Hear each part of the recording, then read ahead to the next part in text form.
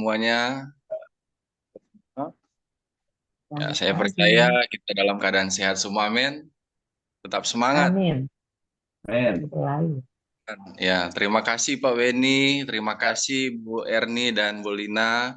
Ya, saya boleh diberikan kesempatan kedua kali untuk sharing, ya, untuk kita bisa sama-sama belajar. Ya, mungkin saya perkenalkan lagi ya, mungkin belum ada yang belum kenal, ya, supaya lebih kenal lagi.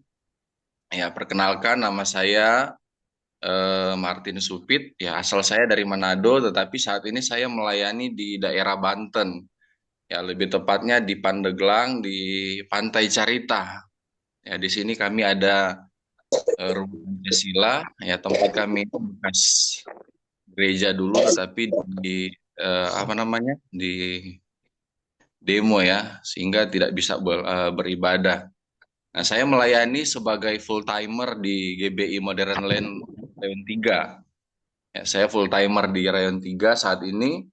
Dan puji Tuhan, ya semua karena kebaikan dan kemurahan Tuhan ya saya boleh melayani saat ini karena ya kalau mau dibilang masa lalu saya begitu hancur-hancuran, tetapi ini karena kemurahan Tuhan saya boleh ada sampai saat ini, saya boleh dipercayakan Tuhan ya untuk melayani. Ya, saya lihat semua ini adalah senior-senior saya ya, jadi saya agak grogi juga ini untuk menyampaikan ini. Di luar biasa. Ya, puji Tuhan saya masih banyak belajar, jadi saya bukan menggurui Bapak Ibu karena saya percaya Bapak Ibu yang lebih senior dari saya, yang sudah lebih eh, banyaklah mengerti tentang firman Tuhan. Ya, saya hanya ingin mengingatkan kembali buat kita semua, amin.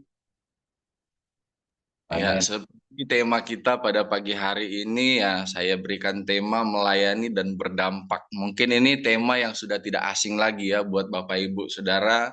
Ya, tema ini mungkin sudah sering didengar atau mungkin sudah sering ya Bapak Ibu sampaikan juga untuk dibagikan kepada orang-orang yang dilayani. Tapi pagi pagi hari ini mari kita sama-sama akan belajar karena ya, saya percaya kita sebagai manusia kadang suka lupa ya. Eh, tapi marilah kita sama-sama belajar, kita merendahkan hati. Saya masih sangat baru dalam pelayanan, ya. Saya masih belum terlalu banyak pengalaman seperti Bapak Ibu. Tapi izinkan saya pada pagi hari ini untuk menyampaikan kebenaran firman Tuhan. Jadi sengaja saya berikan tema melayani dan berdampak.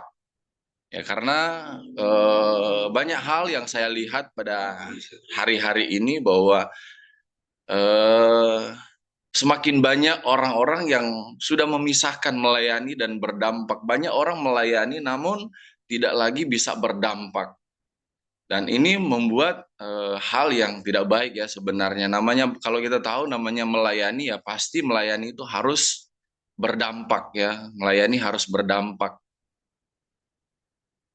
Ya, kita berbicara tentang pelayanan. Pelayanan bukan hanya sekedar, ya Bapak Ibu tahu, bukan hanya sekedar mengajar, ya, atau memenangkan jiwa, tetapi pelayanan itu bagaimana kita harus ya membawa perubahan yang berdampak bagi orang lain. Ya, sebagai pelayan Tuhan, selain mengajar, kita juga harus bisa berdampak lewat hal-hal kecil pastinya ya. Lewat hal-hal yang mungkin kita lihat untuk kita bisa kerjakan bagi orang lain, supaya mereka juga melihat ya kita sebagai orang percaya, sebagai anak-anak Tuhan, sebagai hamba-hamba Tuhan, mereka melihat dari apa yang kita perbuat setiap hari.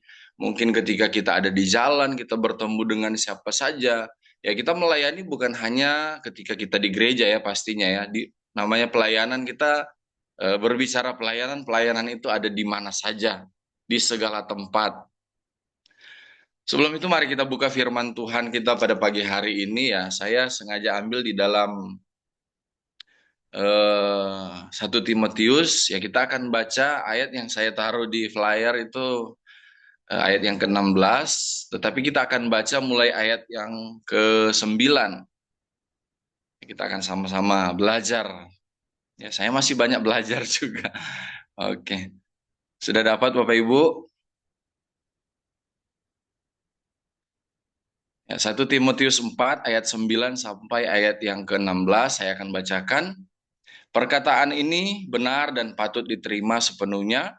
Itulah sebabnya kita berjerih payah dan berjuang, karena kita menaruh pengharapan kita kepada Allah yang hidup, Juru Selamat semua manusia, terutama mereka yang percaya. Beritakanlah dan ajarkanlah semuanya itu. Janganlah seorang pun menganggap engkau rendah karena engkau muda. Jadilah teladan bagi orang-orang percaya dalam perkataanmu, dalam tingkah lakumu, dalam kasihmu, dalam kesetiaanmu, dan dalam kesucianmu.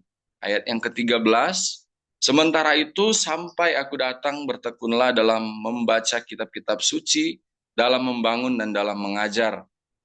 Ayat yang ke-14, jangan lalai dalam mempergunakan karunia yang ada padamu, yang telah diberikan kepadamu oleh nubuat dan dengan penumpangan tangan sidang penatua.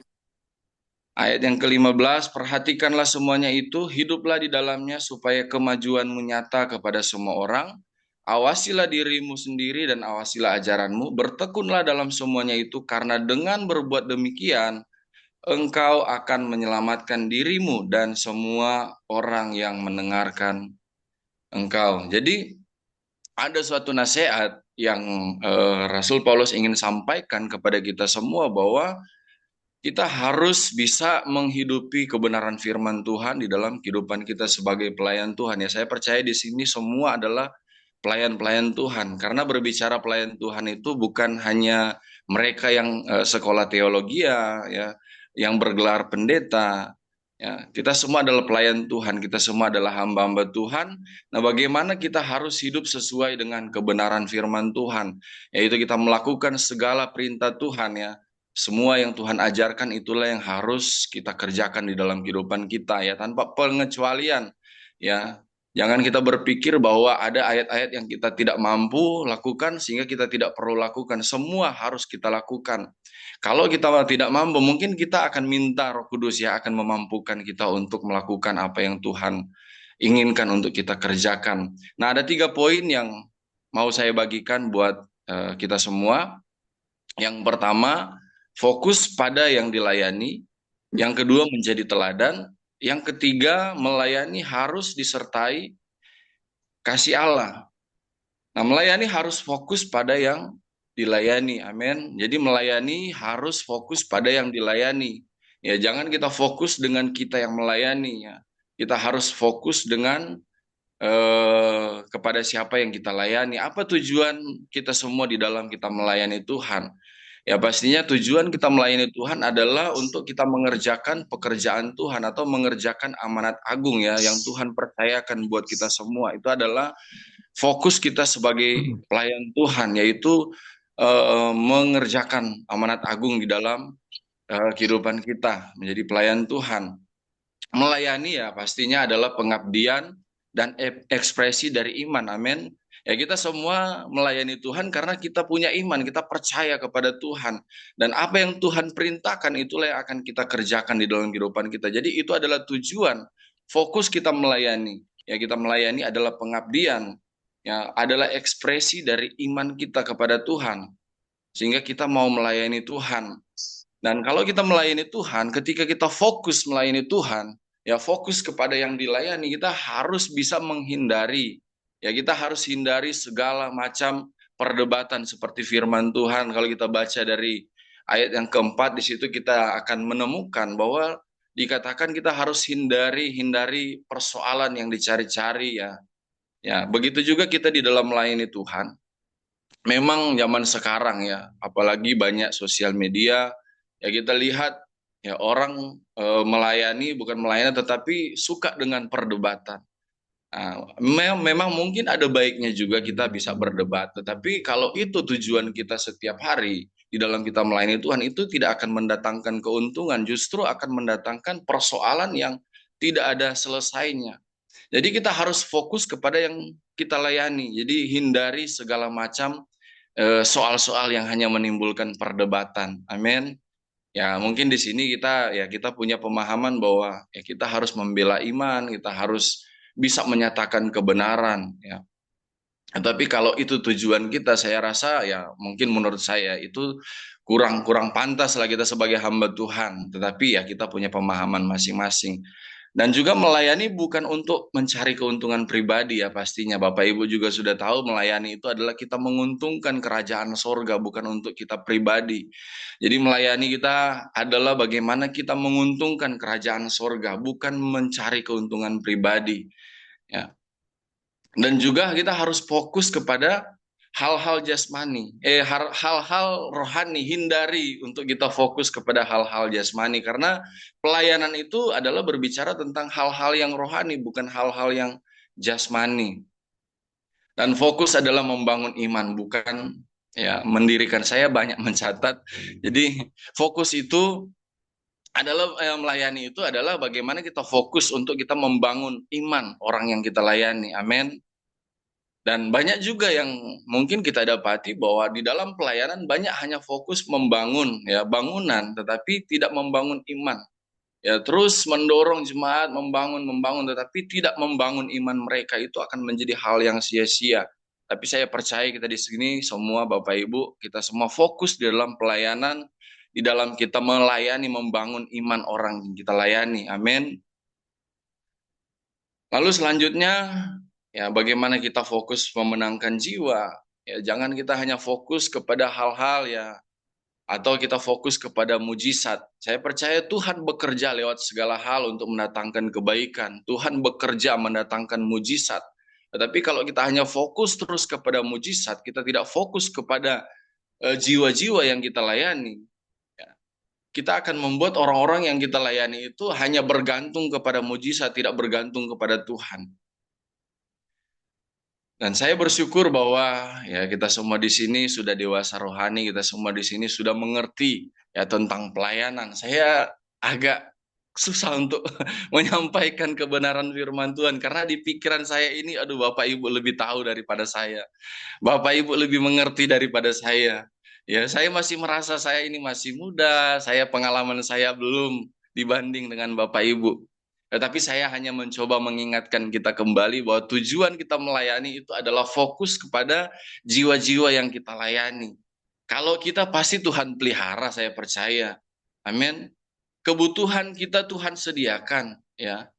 Apapun yang kita perlukan, saya percaya Tuhan sediakan. Ya, Tuhan tidak pernah ingkar janji. Ya, Tuhan janji setiap orang yang percaya, apalagi kita hamba-hamba Tuhan, Tuhan pelihara. Maka dari itu Tuhan bilang kita harus fokus. Firman Tuhan katakan, apa? Carilah dahulu kerajaan Allah dan kebenarannya, maka semuanya itu akan ditambahkan. Ya, jangan kita ubah kebenaran firman Tuhan bahwa kita hanya mencari hal-hal yang menambahkan, tetapi tidak mencari kerajaan Allah. Maka dari itu saya mau mengingatkan kita kembali, ayo kita harus fokus kepada jiwa-jiwa yang kita layani. Amin. Ya, jangan sampai jiwa-jiwa yang sudah kita menangkan akhirnya ada yang terhilang kembali. Karena ya kita berubah fokus. Ya, saya bukan menggurui Bapak Ibu tetapi ingin mengingatkan kembali, mari kita fokus kepada jiwa-jiwa yang kita layani. Ya, Tuhan sudah percayakan kita semua di dalam pelayanan. Tuhan sudah berikan kita karunia. Tuhan sudah berikan kita talenta untuk kita melayani. Mari pergunakan itu dengan benar, ya. Mari pergunakan itu untuk kerajaan sorga. Ya, tadi saya sudah katakan bahwa segala sesuatu itu Tuhan akan sediakan buat kita, apapun yang kita butuhkan. Ya, melayani bukan asal ya sudah melayani namun tidak berdampak. Itu tadi saya sudah katakan tidak ada gunanya. Ketika kita melayani namun tidak berdampak apa-apa, itu tidak ada gunanya. Ya, memang secara manusia kadangkala ya kita tidak sadar bahwa apa yang kita lakukan itu kita hanya melakukannya dengan apa ya, seperti kita hanya beraktivitas saja. Ya, hanya mengisi waktu-waktu kita yang kosong. Ya. Kadangkala ya saya juga dulu seperti itu. Mungkin beberapa waktu yang lalu ya saya mungkin seperti itu, tetapi saya kembali menyadari bahwa melayani Tuhan itu bukan hanya mengisi kekosongan waktu kita, tetapi melayani itu adalah pengabdian kita. Justru apapun yang menjadi kepentingan hidup kita itu hanya mengisi kekosongan kita. Yang harus kita fokus kerjakan adalah pekerjaan Tuhan. Amin. Jadi kita harus ya terus bisa melayani dan berdampak. Coba kita buka di dalam 1 Korintus 9 ayat yang ke-26. 1 Korintus 9 ayat yang ke-26.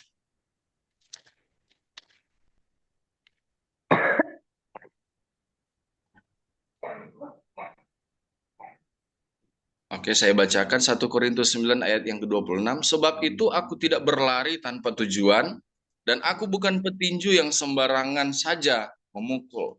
Nah, mungkin di sini yang ingin saya sampaikan buat kita semua bahwa di dalam kita pelayanan, ya kita harus memang benar-benar fokus di dalam melayani. Ya, Alkitab katakan jangan kita seperti petinju yang sembarangan memukul, yang tidak ada gunanya. Ya. Kita harus memang fokus kepada tujuan, kepada target kita di dalam kita melayani. Jangan kita sia-siakan pelayanan kita. Ya, kita harus memang benar-benar kerjakan semuanya itu dengan sepenuh hati kita. Ya, kita harus fokus kepada tujuan. Lalu selanjutnya menjadi teladan. Ya, poin yang kedua kita menjadi teladan. Ya, mungkin memang kita sudah tahu Bapak Ibu kalau membangun iman jemaat itu bukan hanya ketika kita di mimbar, ya, sehingga kita bisa membangun iman jemaat. Dimanapun mungkin ketika orang melihat gaya hidup kita, cara hidup kita, orang akan melihat, ya. Jadi membangun iman jemaat itu bukan hanya ketika saat kita ada di mimbar, kita sedang ngajar, kita sedang khotbah, tetapi lewat gaya hidup kita setiap hari, kita bisa membangun iman orang lain yang melihat kehidupan kita. Ya, lewat cara hidup kita setiap hari.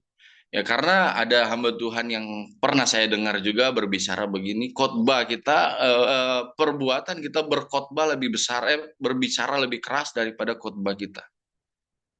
Ya, perbuatan kita itu lebih dilihat orang daripada apa yang kita katakan. Ya. Mungkin apa yang kita sampaikan ketika kita berbicara 30 sampai 40 menit, mungkin hanya satu dua kata yang bisa dipahami oleh orang yang mendengar. Tetapi kalau di dalam perbuatan kita setiap hari, orang akan bisa lebih mengerti. Ya, jadi jangan kita pisahkan pelayanan dan hidup yang berdampak. Ya, jadi hidup kita ini harus berdampak, harus terlihat. Ya, karena ya mungkin perkataan tanpa perbuatan juga kan akan menjadi hal yang sia-sia ya. Jadi makanya dari itu kita sebagai hamba Tuhan, sebagai pelayan Tuhan, mari kita bukan hanya sekedar melayani, tetapi kita harus bisa hidup ya berdampak. Ya puji Tuhan, Tuhan percayakan ada di tempat ini. Saya mungkin sudah sampaikan ya pada kesempatan pertama saya diberikan melayani di MGC. Ya di tempat kami membuka eh, apa namanya belajar gratis les untuk anak-anak di sekitar di tempat kami tinggal.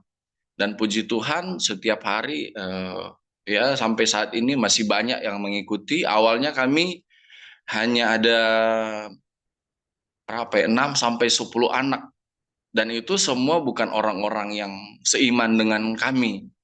Nah, kalau mau dipikir saya ini siapa dulu? Ya, saya adalah seorang kriminal kalau dibilang. Ya, saya adalah orang yang pemakai narkoba, orang yang kalau dikatakan sampah masyarakat. Ya. Dan bahkan saya berpikir saya ini tidak punya masa depan. Ya, saya tidak punya arti apa-apa. Bahkan dulu saya pernah pengen bunuh diri karena saya melihat saya ini orang yang tidak berguna, orang yang tidak ada artinya. Tetapi Tuhan ubahkan hidup saya, ya Tuhan pulihkan hidup saya, sehingga Tuhan ajarkan saya bahwa saya harus hidup berdampak dimanapun saya berada. Nah, ketika kami datang di Banten ini, ya ketika kami berada di Banten ini, pertama kami tidak tahu apa tujuan Tuhan untuk kami ada di tempat ini, apa maksud Tuhan, karena ya kami seperti orang yang tidak tahu apa-apa lalu ditaruh di tempat ini yang nggak ngerti apa yang harus kami kerjakan. Sedangkan tempat ini adalah mayoritas, ya mayoritas, dan kami di sini menjadi minoritas ya. Dan ya mengingat kejadian dulu di sini kami sepertinya tidak bisa berbuat apa-apa. Karena dulu di sini ya sempat mau buka gereja, di demo, akhirnya hampir mau dibakar tempat ini. Nah, begitu kami tahu situasi di sini, saya dan istri saya, ya kami bingung mau buat apa kami di sini. Ya, nggak mungkin kami untuk merintis atau menginjil di daerah ini. Ya, kami akan mencari perkara yang kedua kali. Tetapi Tuhan berikan hikmat karena begini ya, bukan Tuhan ingatkan kami bahwa bukan itu tujuan Tuhan taruh kami di tempat ini. Ya, dan saya percaya bahwa Tuhan taruh kami di tempat ini bukan untuk ya kami membangun gereja lagi, tetapi bagaimana kami sebagai orang percaya harus hidup berdampak. Nah, kami melihat anak-anak di sini ada yang sudah kelas 3, bahkan ada yang kelas 5 SD itu belum bisa baca, belum bisa tulis. Nah, di situ Tuhan berikan kami hikmat, oh buka rumah belajar di tempat ini. Dan puji Tuhan sekarang ya kemarin sempat 30 lebih dan waktu beberapa bulan lalu sampai hampir 60 anak yang ikut belajar di tempat ini. Nah, puji Tuhan itu karena kebaikan Tuhan. Jadi sekali lagi saya katakan dulu saya ini adalah seorang pernah terlibat pembunuhan, ya. Saya tikam orang berapa kali, saya pakai narkoba, ya banyak hal yang saya lakukan di dalam kehidupan saya. Ya, banyak kejahatan yang saya perbuat dan saya tidak pernah menyadari bahwa saya boleh ada di tempat ini. Saya tidak pernah membayangkan saya boleh ada di tempat ini, tetapi inilah kebaikan Tuhan. Amin. Ya, Tuhan ubahkan saya dari seorang yang ya seorang bajingan kalau dikatakan, ya seorang penjahat. Tuhan boleh pakai saya dan saya percaya bahwa saya bisa hidup berdampak karena kebaikan Tuhan. Karena saya menyadari juga karena saya boleh ada sampai hari ini itu karena kebaikan Tuhan. Ya bukan karena kuat dan gagah saya. Sehingga saya sadar bahwa saya harus hidup berdampak. Ya puji Tuhan saya juga dipercayakan sekarang melayani bersama Pak Hengki di penjara. Pak Hengki percayakan saya menjadi koordinator untuk pelayanan Zoom. Ya ini kebaikan Tuhan. Ya, ini karena Tuhan memberikan saya kepercayaan juga lewat Pak Hengki. Oke, puji Tuhan, kita lanjut kepada pembahasan kita. Jadi melayani ya bukan hanya sekedar memotivasi, tetapi bagaimana supaya kita bisa mengubahkan orang lewat tindakan kita. Ya terkadang ya kita boleh kita bisa memotivasi orang itu bagus. Tetapi orang akan ya sekali lagi saya mengingat orang akan melihat dari kehidupan kita setiap hari. Ya. Apa yang kita perbuat itulah yang akan orang ikuti. Ya kadang kita katakan 1.000 kata itu belum tentu mereka mengerti. Tetapi ketika mereka melihat kehidupan kita sebagai orang percaya, sebagai orang Kristen, ya mereka akan melihat, oh ternyata seperti ini yang mereka pelajari, yang mereka ajarkan. Kita masuk ke poin yang ketiga, melayani harus disertai oleh kasih Allah. Amin, melayani harus disertai oleh kasih Allah. Ya, firman Tuhan bilang, kasihilah Tuhan Allahmu, kasihilah sesama manusia seperti dirimu sendiri. Yang melayani harus disertai dengan kasih Allah. Amin. Ya, saya percaya kita semua di sini sangat mengasihi jiwa-jiwa. Saya percaya kita semua di sini melayani karena kita sadar ya kasih Tuhan itu terlalu besar buat kita sehingga kasih itu kita harus bisa bagikan kepada orang lain. Ya jangan kita menyimpan ya, jangan kita menampung ya, tetapi kita harus bagikan kasih itu kepada orang lain supaya mereka juga melihat dan mereka merasakan bahwa kasih Allah ya mereka juga bisa merasakan. Jadi kalau kita melayani harus disertai oleh kasih Allah. Kasih Allah itu tidak pandang bulu, amin. Ketika kita melayani, kita tidak pandang bulu. Kita tidak melihat siapa yang kita layani. Ya, derajatnya tinggi atau rendah, kita harus bisa layani mereka. Dan saya bersyukur di sini banyak pelayan-pelayan hamba-hamba Tuhan dan kita semua mungkin di sini ya melayani di penjara. Nah, firman Tuhan katakan kalau kita mau melihat Tuhan, mau berjumpa dengan Tuhan, datang di penjara. Ya, di situ kita akan bertemu dengan Tuhan. Ya, dan saya bersyukur bahwa kita semua di sini ya, saya percaya ada juga yang melayani di jalanan ya, di kaum-kaum marginal, anak-anak yatim piatu. Dan itulah yang Tuhan mau di dalam kehidupan kita, yaitu kita melayani jangan kita pandang bulu. Ya, jangan kita hanya melayani orang-orang yang mungkin kita rasa itu bisa menguntungkan kita. Ya, silakan saja sih. Tetapi ya kadang saya percaya tidak ada gunanya ketika kita hanya mencari keuntungan di dalam melayani. Tetapi kalau kita melayani, ya kita jangan pandang bulu siapapun. Ya, ketika Tuhan pertemukan kita dengan siapapun, kita harus bisa melayani dengan kasih Tuhan. Nah, di tempat kami di sini banyak sekali orang gila. Ya, saya mungkin kayaknya di tempat kami di sini adalah tempat pembuangan ya. Hampir setiap hari saya bisa melihat orang gila yang baru lewat, baru terus, bukan itu aja. Nah, setiap kali ada yang lewat, ketika saya diberikan kesempatan, saya kasih mereka makanan. Nah, kebetulan istri saya itu dagang di pinggir jalan, jualan es, ya ada snack, roti. Ya, ketika mereka ada yang lewat, ya saya bilang istri saya kalau ada orang gila yang lewat, kasih. Ya, ada yang terima, ada juga yang nolak. Ketika kami mau kasih roti, dia lari. Tetapi setiap ada yang lewat, orang gila, ada pemulung, ya lewat. Saya bilang ke istri saya, ya kasih. Ya, tidak ada gunanya kamu cari untung di situ. Kamu kasih, Tuhan kasih kamu keuntungan. Jadi setiap ada orang gila yang lewat, kasih. Jadi kita ketika Tuhan kasih kita kesempatan untuk melakukan hal yang baik, kita harus lakukan dengan siapapun. Ya, walaupun mungkin kita tidak bisa memenangkan orang itu, ya, kita tidak bisa mengkristenkan orang itu, kita tidak bisa membuat orang itu percaya, tetapi kita tetap harus mengasihi orang itu. Jangan kita hanya melihat peluang untuk menjadikan dia orang Kristen, lalu kita berbuat baik kepada orang itu. Itu saya tidak pernah mengajarkan itu kepada istri saya. Saya bilang kalau mau lakukan kebaikan, lakukan itu. Ya, karena banyak juga kan isu-isu yang bilang kristenisasi dengan super mie, 3 bungkus beras 5 liter, mengkristenisasi. Saya bilang kepada istri saya, kita lakukan semua itu dengan tulus. Mereka mau jadi Kristen, kayak mereka mau jadi percaya, kayak itu bukan urusan kita. Itu urusan Tuhan. Jadi jangan kita melihat peluang untuk mengkristenkan lalu kita melakukan hal yang baik. Kepada siapapun kita harus kerjakan itu. Karena itulah yang Tuhan mau di dalam kehidupan kita. Jangan kita pandang bulu kalau kita mau melakukan hal yang baik. Ya, firman Tuhan katakan di dalam Yakobus 4 ya, kalau tidak salah Yakobus 4 ayat yang ke-17. Ya, kalau kita tahu melakukan hal yang baik namun kita tidak melakukannya, kita berdosa. Ya. Jadi jangan kita hanya melihat peluang, ya. Kita harus mencari peluang untuk kita bisa berbuat baik kepada orang lain. Amin. Ya, kadang saya dengan istri saya kami berdoa, apa yang harus kami kerjakan di tempat ini Tuhan. Kami tidak mau menunggu ada peluang. Ya, kami mau Tuhan apa yang bisa kami kerjakan.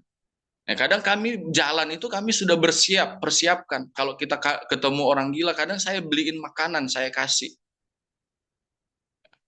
Itulah yang harus kita kerjakan. Jadi kasih Allah itu tidak kenal untung rugi. Amin, Bapak Ibu. Kasih Allah itu ketika kita melayani dengan kasih Allah, kita tidak mengenal yang namanya untung rugi. Ya, Amin. kadang kami tempat ini, ya walaupun kadang setelah kami melakukan hal yang baik, ya berapa kali kami harus tidak makan 1 hari. Ya, tetapi itu yang harus kami kerjakan. Kami percaya ketika kami tidak makan, Tuhan sedang mengajarkan kami untuk bisa menguasai diri kami. Ya, tidak mementingkan diri sendiri. Ya, Tuhan ajarkan kami bagaimana kami harus lebih peduli dengan orang lain. Karena saya percaya kami seperti firman Tuhan bilang, kami harus hidup dengan iman, bukan karena melihat. Ya, ya kami firman Tuhan katakan manusia hidup bukan dari roti saja, ya, tetapi dari firman. Ya, ya saya harus imani itu dan saya harus lakukan juga itu. Jadi ketika saya melakukan hal yang baik beberapa kali, kami harus tidak makan. Ya, tetapi ya saya percaya Tuhan berikan kami kekuatan. Begitu juga mungkin dengan Bapak Ibu. Jadi jangan takut ketika kita mau memberi, walaupun kita tahu nanti kita tidak tahu harus makan apa, kita harus bagaimana nanti ke depannya. Tetapi kalau Tuhan sudah ingatkan kita harus memberi, kita harus lakukan. Karena pelayanan itu jangan kita melakukan hal yang baik untuk mendapatkan sesuatu. Ya, bahaya itu. Jadi kita harus melakukan sesuatu yang baik, ya tidak kenal untung rugi. Ya, pelayanan yang disertai oleh kasih Allah itu tidak punya motivasi lain, ya selain merindukan keselamatan orang lain. Maaf, saya sampai berapa menit lagi saya diberikan kesempatan. 5 menit lagi, Pak. Oke, 5 menit lagi. Jadi melayani harus disertai dengan kasih Allah yang tidak punya motivasi lain selain kita merindukan ya keselamatan orang lain. Jadi motivasi kita di dalam melayani itu ya kita harus benar-benar bisa ya em, bagaimana kita merindukan keselamatan orang lain. Itulah kita melayani. Lalu selanjutnya jangan sampai kita hebat melayani tetapi ya tetangga kita kadang sedang susah, kita abaikan, keluarga kita sedang susah, kita tidak mau peduli. Ya, apa gunanya kita hebat di dalam pelayanan? Ya, di luar sana kita hebat, tetapi di dalam kita tidak ada artinya, tidak ada gunanya. Kita mengabaikan keluarga kita mengabaikan tetangga-tetangga kita yang kita tahu sebenarnya mereka sedang dalam kesusahan. Kalau kita melayani dengan kasih Tuhan, otomatis semua ya kita harus bisa memperhatikan mereka sebisa mungkin kita bisa membantu. Ya, mungkin kita sudah pernah membaca tentang kisah seorang Samaria ya yang murah hati. Ya, mungkin kita buka dulu. Bapak Ibu sudah pernah membaca, mungkin sudah pernah juga menyampaikannya, tapi saya ingin mengingatkan kita kembali di dalam Lukas 10 ayat 25 sampai 37.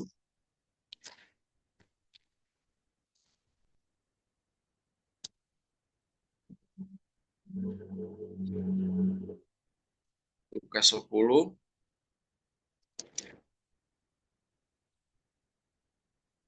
ayat 25. Ya kita loncat aja di ayat 28. Kata Yesus kepadanya, jawabmu itu benar, perbuatlah demikian maka engkau akan hidup. Tetapi engkau membenarkan diri orang itu berkata kepada Yesus, dan siapakah sesamaku manusia? Jawab Yesus, adalah seorang turun dari Yerusalem ke Yeriko, ia jatuh ke tangan penyamun-penyamun yang bukan saja merampoknya habis-habisan, tetapi yang juga memukulnya. Dan yang sesudah itu pergi meninggalkannya setengah mati. Saya tinggal 5 menit ya, maaf ya. Jadi di sini mungkin kita sudah tahu ceritanya tentang seorang Samaria yang murah hati dan ada orang-orang Farisi. Tapi di sini Tuhan mau memperlihatkan ya orang-orang yang ngerti tentang firman, orang-orang yang tahu tentang hukum Taurat, tetapi mereka lupa untuk melakukan hal yang baik. Mereka lupa untuk mengasihi. Ya, kita juga sebagai hamba Tuhan, kita tahu firman Tuhan, kita tahu kebenaran firman Tuhan. Jangan kita hanya tahu, tetapi kita harus bisa melakukannya. Ayat terakhir ya, untuk menutup firman Tuhan, kita kembali di 1 Timotius 4, ayat yang ke-15 sampai ayat yang ke-16 saya bacakan. Jangan lalai dalam mempergunakan karunia yang ada padamu yang telah diberikan kepada yang mana ya? Nubuat dan dengan penumpangan tangan sidang penatua, perhatikanlah semuanya itu, hiduplah di dalamnya supaya kemajuanmu nyata kepada semua orang. Awasilah dirimu sendiri dan awasilah ajaranmu. Bertekunlah dalam semuanya itu, karena dengan berbuat demikian engkau akan menyelamatkan dirimu dan semua orang yang mendengarkan engkau. Jadi kita harus memperhatikan semua yang Alkitab ajarkan, hidup di dalam semua yang Alkitab ajarkan supaya identitas kita sebagai orang Kristen menjadi nyata kepada semua orang. Amin. Menjaga hidup yang benar akan mempengaruhi apa yang akan kita ajarkan kepada orang. Sebab kalau hidup kita tidak benar, maka semua yang kita ajarkan pasti tidak benar juga. Ya, saya kemarin mendengar gembala GBI Modern dan bilang, ya kalau gembalanya sesat, pasti sesat semua yang ada di bawahnya. Jadi kita harus perhatikan semua yang kita pelajari dan kita harus perhatikan semua yang kita ajarkan. Puji Tuhan, sekian firman Tuhan yang bisa saya bagikan. Ya, mohon maaf kalau ada kurang-kurangnya. Ya, boleh ditambah-tambahkan, boleh diluruskan. Ya, saya Terima kasih Pak Mas dan Luther, Pak Luther Supi. Thank you. terima Ibu terkasih. Eh, benar ya, Pak Martin tadi bilang bahwa kalau kita mengatakan firman Tuhan, kita sebagai pewarta firman Tuhan, hamba Tuhan itu setidaknya kita harus bersikap sesuai dengan firman Tuhan gitu ya. Nah ini saya merema sekali karena saya cerita ya, saya kesaksian aja. Saya kan buka warung di rumah, terus ada salah satu pembeli gitu tiba-tiba kok ngomong sama saya gitu. Saya sih tetap berlaku baik sama semua. Bu, ibu Kristen ya gitu kan. Oh iya, aku bilang gitu karena di lingkungan kami hanya saya dan suami yang Kristen. Eh, aku kok ngeliat ibu kok kayaknya tenang gitu ya bu gitu kan. Ibu nggak pernah marah-marah ya. Maksudnya rumah tangga ibu baik-baik aja. Ya dalam rumah tangga pasti ada saja lah ya, tapi kita tetap nomor satu adalah kasih Tuhan, saya bilang. Terus, Bu, aku pengen dong belajar siapa sih Tuhan Yesus, gitu Bu, tiba-tiba, Bapak Ibu ya. Terus saya bilang, oh boleh, ayo nanti kita cari waktu, saya bilang. Akhirnya udah Bu, saya mau dong belajar mengenal Tuhan Yesus gitu. Nah, disitulah saya mulai menceritakan tentang Tuhan Yesus itu siapa. Dan puji Tuhan Bapak Ibu sekalian, itu kejadian 2024 kemarin ya. Kemarin di awal tahun saya undang dia lagi untuk doa bareng di rumah. Ini ibu muda ya. Apa yang kamu rasakan? Saya bilang gitu. Oh banyak perbedaan Bu. Saya kok jadi lebih tenang ya gitu. Saya lebih nggak suka marah-marah lagi sama suami tuh. Saya suka tantrum kalau marah katanya gitu. Terus sekarang kamu gimana? Saya lebih tenang, lebih bisa menguasai diri dan puji Tuhan hubungan kami, saya dan suami mulai baik Bu gitu. Nah itulah saya bilang Tuhan Yesus itu luar biasa, saya bilang gitu. Jadi kamu tetap di dalam Tuhan Yesus. Dan puji Tuhan saat ini juga dia sedang belajar untuk baptis Bapak Ibu ya. Kan saya senang sekali dan itu gak bisa dilukiskan, luar biasa sekali ya. Saya sampai terharu gitu, Tuhan luar biasa banget karyamu gitu ya. Jadi inilah Bapak Ibu ya, benar kita sebagai apa hamba Tuhan. Setidaknya kita di lingkungan kita kita mewartakan kasih Tuhan itu lewat perbuatan kita saja, lewat apa yang bisa kita lakukan. Itu sudah menyenangkan hati Tuhan dan luar biasa ibu ini sepertinya nanti Februari kemungkinan ya itu akan dibaptis. Saya sungguh senang sekali. Itu saja sih. Terima kasih. Tuhan berkati. Ya, terima kasih Bu Eka yang sudah memberikan kesaksian, melayani dengan sepenuh hati, melayani seorang ibu muda. Seperti cuma satu, tetapi satu jiwa pun sangat berharga di hadapan Tuhan. Dan saat ini ada Pak Edi yang sudah buka kamera. Biasanya kalau buka kamera berarti ada sesuatu. Silakan Pak Edi. Ya, shalom Bu Lina, shalom semua. Halo. Shalom Pak Halo, Pastor Pak Martin. Edi. Salam kenal ya Pak. Saya mau bertanya sedikit, saya sangat tertarik tadi dari sharingnya, sangat memberkati ya, melayani dan berdampak. Memang melayani tidak harus selalu kita keluar bagaimana memberitakan firman ya, tapi tadi dengan cara-cara yang bagus ya, teknisnya ya. Yang saya mau tanya Pak Martin caranya bagaimana mengadakan rumah belajar itu ya, sehingga menarik anak-anak mau datang, mau belajar, terus mungkin ya kita isi dengan firman Tuhan mungkin ya, dan biasanya begitu. Tapi gimana sebenarnya yang menarik, apalagi Bapak di daerah Pandeglang cukup terkenal juga daerahnya ya. Nah, itu yang saya pengen tahu caranya itu Pak, gimana ya Pak? Terima kasih Pak Martin. Oke, terima kasih Pak Edi ya. Kami di sini pertama memang tidak langsung. Jadi kami mungkin kurang lebih ada sekitar 7 bulan ya kami melakukan pendekatan dengan warga sekitar. Ya, kami banyak melakukan bagi-bagi dulu nasi kotak, kami bagi makanan. Ya, kami ada beberapa kali juga kami bagi beras sebelum kami buka rumah belajar ya. Itu kami melakukan pendekatan dulu dengan masyarakat. Dan setelah itu baru kami ada ketemu dengan seorang pengajar orang sini. Ya kami ngobrol dengan dia, kami sampaikan bahwa kami punya kerinduan ya untuk kami bisa buka rumah belajar di tempat ini. Karena kami langsung bilang di sini kami ada lihat kok ada anak yang belum bisa baca. Dia juga bilang oh iya memang begitu di sini. Oh ya sudah saya ajak satu orang pertama ada orang yang di sini ya dia perempuan umur 16 tahun, saya bilang ayo kita buka rumah belajar, kamu yang ngajar. Jadi kami tidak campur tangan di situ, kami serahkan ke dia. Jadi dia yang ngajak anak-anak datang ke sini, jadi dia yang ngajarin dulu. Jadi bukan kami yang ngajak, jadi kami bekerja sama dengan orang sini, dia yang ngajak untuk anak-anak datang. Nah dia setelah itu 3 bulan dia berhenti karena dia mau kerja di hotel. Puji Tuhan ada seorang guru juga, guru TK, ya dia mau. dia mau kerja sama. Oh iya, ayo Bu, saya bilang, ayo Bu, tolong kita sama-sama kerja sama di sini. Jadi kita ngajarin anak-anak karena saya bilang saya kasihan lihat anak-anak sudah kelas 3 SD, ada yang sudah kelas 5 kok nggak bisa baca. Oh dia bilang, oh ya ayo saya juga pengen karena sudah lama juga kerinduannya tapi nggak ada tempat dia bilang. Oh ya sudah ayo Bu. Nah puji Tuhan lewat ibu itu anak-anak semakin banyak. Sekarang udah kemarin 34 ya.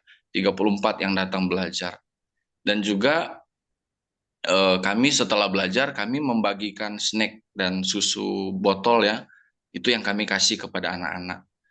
Nah, mungkin itu ya yang bisa saya bagikan. Terima kasih Pak Edi. Sama-sama. Terima kasih Pak. Jadi itu kan masukan yang baik ya, bisa ditiru mungkin ya. Karena biasanya daerahnya ya yang saya lihat cukup berat di sana gitu Pak. Terima kasih Pak Martin untuk pencerahannya. Ya, terima kasih juga Pak Edi untuk pertanyaan dan sharing dari Pak Martin. Ada Pak Tafilus Rudi. Silakan. Oh ya Pak Herman, selamat. Tetap semangat. Pak Tafilus Rudi, silakan. Silakan Pak Rudi. Silakan. Selamat bertemu lagi.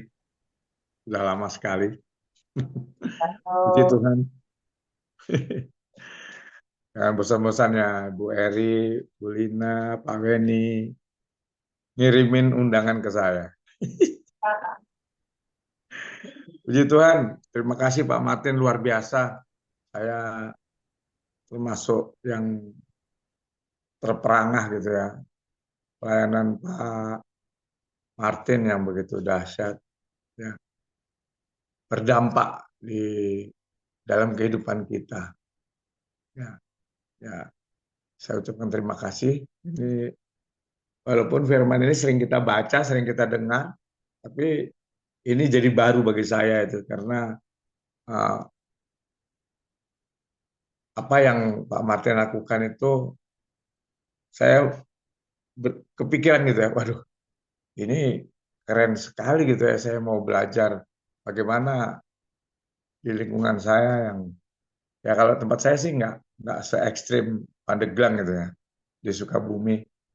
Nah, Bu Eri pernah ke Sukabumi, tapi walaupun ya kalau kita digerebek massa ya sudah beberapa kali gitu ya. Tapi puji Tuhan, Tuhan itu dahsyat menunjukkan kasihnya kepada orang-orang yang melakukan itu dan mereka bisa melihat bahwa kita orang-orang percaya itu bukan hanya sekedar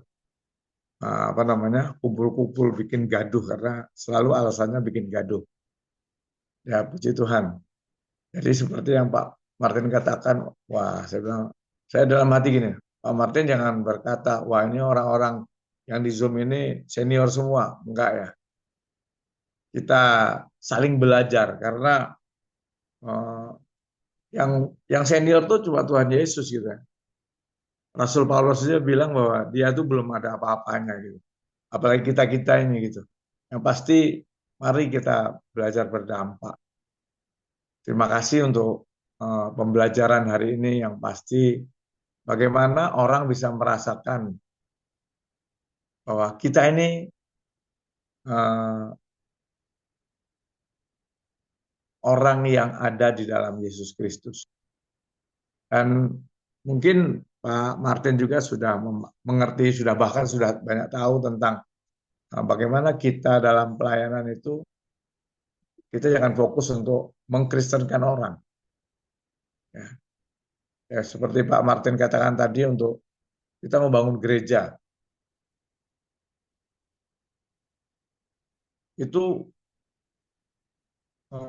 bukan itu tujuan Tuhan. Tuhan Yesus datang tidak membuat orang jadi Kristen. Itu panggilan orang Kristen tuh ketika zaman Rasul Paulus, orang-orang yang pengikut Kristus disebut Kristen. Tetapi mari kita fokus untuk orang mengenal Kristus, mengenal Yesus, bukan menjadi Kristen. Nah, banyak sudah hamba-hamba Tuhan yang bicara di MGC ini, ketika orang menjadi Kristen, justru dia terbelenggu oleh kata Kristen itu. Ya. Mari kita punya mindset yang terbuka bahwa kita memberitakan kasih Kristus, kita memberitakan Yesus Kristus, bukan memberitakan tentang agama Kristen. Di Sukabumi sudah banyak orang-orang yang minta dibaptis dan terima Yesus. Setiap hari kehidupannya selalu fokus kepada Yesus Kristus. Tetapi KTP-nya tetap KTP mereka, bahkan mereka tidak pindah agama, bahkan mereka tetap menjalankan ritual ibadah mereka. Ya, tetapi dalam setiap kalau istilah mereka itu bacaan-bacaannya, itu mereka memperkatakan berbicara kepada Yesus Kristus. Jadi puji Tuhan, hari ini saya dikuatkan, diberi pemahaman lagi tentang pelayanan itu tidak harus pelayanan yang ibadah di gereja. Ya. Saya belajar di masyarakat Sunda sini, itu mereka punya pemikiran, punya pemahaman bahwa kalau orang Kristen kumpul-kumpul dan menyanyi-menyanyi, itu adalah ibadah. Sehingga mereka mempersoalkan mana izin ibadahnya dan sebagainya. Ya. Tetapi beberapa saat sekarang ini kita melakukan ibadah sharing firman Tuhan di kampung-kampung, bahkan di BTN yang begitu ramai, nggak jadi masalah gitu ya, nggak jadi masalah karena mereka memandang bahwa kita bukan ibadah, kita hanya sharing firman Tuhan gitu. Kita pernah didatangi pengkhotbah yang khotbahnya berapi-api, masyarakat di sekitar situ malah duduk ngumpul nonton ya gitu ya. Mereka tidak mempersoalkan kita kumpul ada khotbah Kristen gitu, nggak ada masalah. Tapi pernah satu kali ada beberapa tim pelayanan datang ke daerah sini, mereka kekeh, nggak apa-apa, kita kan memuji Tuhan, nggak apa-apa. Nah, ketika dia menyanyi baru satu lagu udah masa rame-rame meminta untuk mereka berhenti karena tidak ada izin ibadah di lingkungan situ. Gitu ya. Jadi masalah ya. Tapi satu kali itu dan kita belajar sama-sama. Oh iya ya, di lingkungan sini jangan nyanyi karena kalau nyanyi itu indikator ibadah bagi orang Kristen. Ya. Jadi itu yang menjadi tanggapan kepada kami. Ya. Terima kasih Pak Edi sudah menanyakan itu tadi dan saya belajar bahwa kita melakukan dengan cara yang seperti Pak Martin lakukan, luar biasa. Tuhan Yesus dahsyat. Terima kasih Pak Martin. Terima kasih Bu Lina, Bu Eri, Pak Beni. Terima kasih Pak Budi. Semua dikuatkan. Thank you. Alkitab tidak pernah berkata salah. Alkitab katakan kita harus cerdik seperti ular dan tulus seperti merpati. Itulah yang harus kita layani, yang harus kita lakukan di dalam hidup kita. Dan pada saat ini ada Pak Andre terakhir ya Pak, karena waktu juga. Mohon maaf. Ya, 2 menit Ya, selamat Pak. pagi semuanya, selamat tahun baru. Pagi Pak Andre. Apa kabar? Pagi. Luar biasa. Ya, bersyukur hari ini ya, temanya ini cukup nendang lah ya. Melayani dan berdampak ya. Melayani kan biasa, tapi kita harus punya dampak. Nah, ini sesuai dengan firman Tuhan di 1 Timotius 4:16. Ya, kalau saya baca firmannya 1 Timotius 4:16.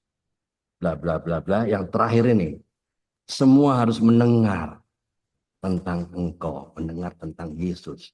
Nah, ini menarik sekali apa yang dilakukan oleh Pak Martin Supit ya. Pastinya banyak tantangan lah. untuk mendirikan rumah belajar. Tapi bisa dijelaskan, Pak. Karena ini firman Tuhan kan 1 Timotius 4:16 ini semua orang harus mendengar. Apakah cuma ngajarin belajar, tapi nggak ngajarin mendengar siapa Yesus. Itu jauh lebih penting.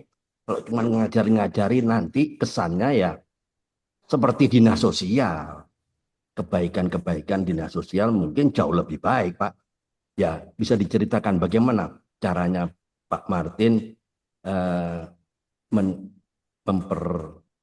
menceritakan siapa Yesus itu, kenapa dia datang, kenapa dia salib, supaya mereka tahu, supaya mereka harus mendengar. Ya, di bumi ini ada 8 miliar jiwa, hanya 2 orang yang terdata, yang kenal siapa Yesus. Ya, yang 6 miliar itu kemana? Jangan-jangan yang 6 miliar itu termasuk anak-anak yang di rumah belajar tadi. Nah, kita punya tugas kan, harus menceritakan firman Tuhan sesuai dengan amanat agung kan, Matius 28, 19-20. Jadi itu perintah, bukan undangan, bukan saran, bukan himbauan. Nah, bagaimana Pak Martin bisa diceritakan, mungkin bisa memberkati kita semua, memberkati dan menceritakan pada anak-anak yang di daerah hijau kan itu. Jangan hanya cuma belajar, ya belajarnya enggak salah, tapi yang penting mereka harus mendengar tentang engkau kan, sesuai dengan firman-Nya kan. 1 Timotius 4:16. Oke, silakan Pak Martin, bisa diceritakan. Tuhan berkati. Terima kasih Pak Andre. Memang sampai sejauh ini sih untuk di daerah kami ya, saya belum pernah menyampaikan firman Tuhan. Tetapi untuk keberadaan kami, ya apalagi mereka sudah tahu saya ini sebagai hamba Tuhan, ya KTP saya pendeta.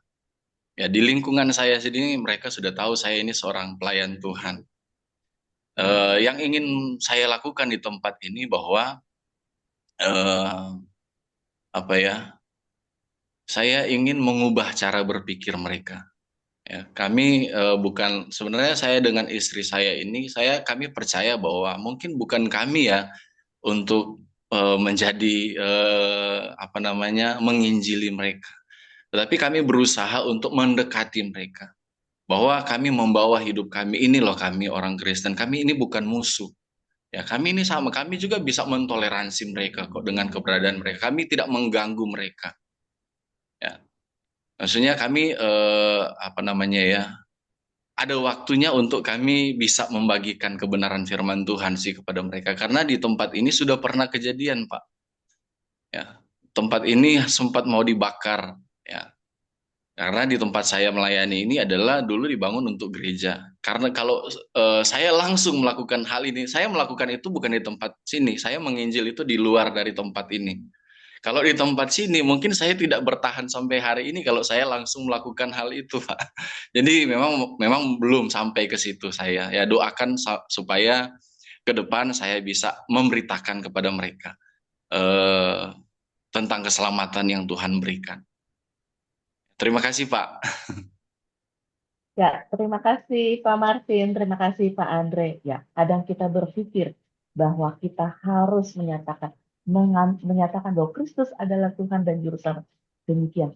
Tetapi kita lupa, Tuhan memberikan hikmat kepada kita untuk bisa cerdik dan tulus. Saya punya pengalaman, ini saya berbagi aja tentang bukan saya, tetapi adik saya. Adik saya ketika itu menjadi dokter di kampung, belum keluar SIP-nya sesuai dengan kebijakan dari pemerintah. Kemudian oleh dokter puskesmas, semua orang tahu, adik saya, semua orang tahu bahwa dia adalah seorang Kristen. Itu yang penting buat kami, menyatakan bahwa kami adalah Kristen itu sangat penting. Karena nggak perlu kita bicara pada semua orang bahwa saya orang Kristen, tapi sikap hidup kita harus menunjukkan bahwa kita adalah orang Kristen. Jadi adik saya tidak boleh praktek lagi karena nggak punya SIP. Adik saya berhenti tidak praktek. Kemudian yang terjadi adalah penduduk pada tanya, kenapa tidak praktek? Saya bilang, saya nggak punya surat izin, dan oleh pimpinan di desa itu apa? Bukan lurah, satu lagi yang kalau kayak DPR-nya gitu lah, DPRD-nya. Nah itu yang melarang tuh ketuanya. Terus yang terjadi adalah adik saya tidak bergerak, tapi masyarakat yang bergerak. Dan akhirnya adik saya bisa praktek. Dan masyarakat saya bilang, Pak, nanti kalau Bapak besok tidak boleh praktek lagi, pokoknya Bapak nggak usah maju. Kami akan maju. Karena apa? Karena Bapak dibutuhkan. Tetapi itu kan orang harus tahu, daerah itu kan daerah yang cukup ya, dengan sapa seperti daerahnya Pak Martin.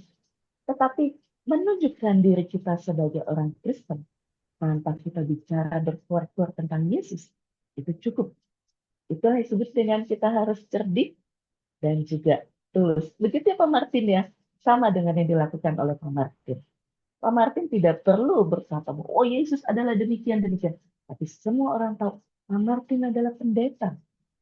Tetapi kalau anak-anaknya sampai datang, belajar di situ, itu adalah suatu anugerah. Begitu. Akhirnya mereka akan melihat, bukan dari perkataan, tapi tadi dari opsi yang kedua, yang Pak Martin katakan apa? Teladan. Teladan, melayani dengan kasih, fokus, itu sangat tepat sekali firman Tuhan pada pagi hari ini. Terima kasih Pak Martin. Ada lagi yang mau memberikan peneguhan? Waktunya sudah pukul 6.23. Apakah ada closing statement dari Pak Martin sebelum kita tutup? Satu Silakan lagi Pak boleh, Martin. Bu Lina. Satu lagi. Ya. Masih ada waktu 7 menit. Satu lagi boleh. Teman-teman. Ada Bu Merta. Ini Bu Lina. Bu Merta. Atau Pak Andre. Silakan Pak Andreas. Pak Andreas, silakan.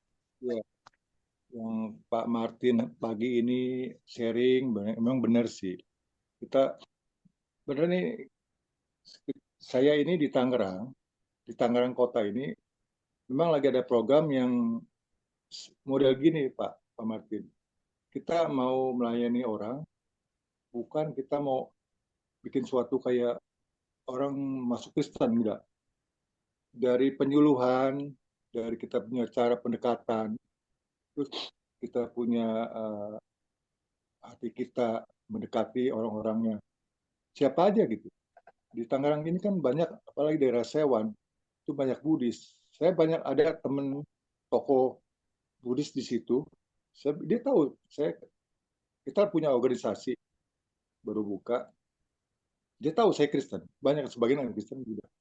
Tapi saya lagi melangkah untuk mendekatan. Saya bilang, saya kan ajak ada hamba Tuhan memang yang seorang konselor ya. Itu sasaran saya. Saya udah lihat juga dia ada orang itu dia buka sekolah murah di daerah-daerah agak pinggiran situ. Itu bagi saya nih, waduh ini aset. Makanya kita melayani dia tahu kalau masyarakat luas. Saya juga tinggal di daerah-daerah sebelah-sebelahnya, ya itulah biasalah jalur hijau. Tapi saya sendiri yang saya double apa semuanya lah ya. Dia tahu. Tapi saya tetap prinsip saya ya saya memang nggak bergaul secara luas, tapi tunjukkan aja kita bahwa punya kasih gitu. Karena gini, mereka tahu bahwa orang Kristen tuh baik. Baik. Justru yang kita ngeri itu sesama Kristen yang kita takutin. Kalau bagi mereka tahu kita tuh baik karena kesannya baik. Saya banyak mau, ini lagi-lagi program nih, ada berapa hamba Tuhan punya sinode, punya gereja, kita mau bersatu. Kemarin udah meeting. Nah, kita mau gerakan. Ada yang dari Jakarta yang mendukung gitu. Ini satu momen. Jadi kita pemulih mau ini menjangkau, mencari orang-orang yang tersesat. Dia mau Kristen, mau Buddha, mau Islam nggak masalah. Kita jangkau jiwanya, kita menangkan urusan dia. Dia mau ke gereja, mau enggak, mau percaya apa enggak, yang penting kita jangkau. Kalau mereka mau terima, kita ajak, satukan, dimuridkan. Mereka udah jadi, terserah mau gereja mana terserah. Jadi kita hanya menampung, mencari jiwa-jiwa yang kita menangkan. Tapi orang sekarang kan kalau yang namanya Kayak gereja apa kan, wah dia cari juga untuk dirinya sendiri, untuk gereja sendiri. Kalau kita enggak, itu bagi dapat kumpulkan kayak semacam model pres jati, jaring semua jiwa-jiwa yang memang mau dipulihkan, nanti dorong siapa yang harus mereka yang apa pelihara gitu. Nah itu saya lagi program bentuk kayak pendidikan gini kayak Pak Martin, itu bagus Pak. Kita memang itu jalur-jalur yang memang pendekatan ke masyarakat, ke anak-anak. Banyak memang di sini juga orang banyak kekurangan ya. Saya pernah juga di kelompok itu apa, pemulung. Ada satu ruang itu jadi lapak pemulung bisa terima loh. Saya ada kenal cuma satu keluarga anak muda bisa terima gitu. Nah ini satu langkah bahwa kita bisa masuk gitu. Mereka mau didoakan mau apa, ya urusan dia lah mau apa. Mungkin mereka bisa terima. Itu memang itu penginjilan efektif. Yang penting pendekatan. Kita bukan mau umbar-umbar kayak bakso apa enggak. Ada caranya. Nah kita lagi ini fokus ini sama orang-orang yang memang yang Kristen yang sudah terbuang, tersesat apa mereka kepahitan apa, itu saya lagi berembuk nih sama hamba Tuhan mau melayani itu di Tangerang Pak. Oke, terima kasih Pak. Pagi. Ya, thank you Pak Andreas. Terima kasih. Lanjut Bu Lina. Ya, terima kasih Pak Andreas untuk sharingnya pada pagi hari ini. Apakah ada closing statement dari Pak Martin sebelum kita tutup? Ya, tidak ada Bu, sudah selesai dari saya Bu. Ya, terima kasih untuk Pak Martin yang luar biasa pada pagi hari ini. Dan saat ini kita akan tutup di dalam doa penutup dan doa Bapak kami. Apakah Pak Saroli bisa memimpin?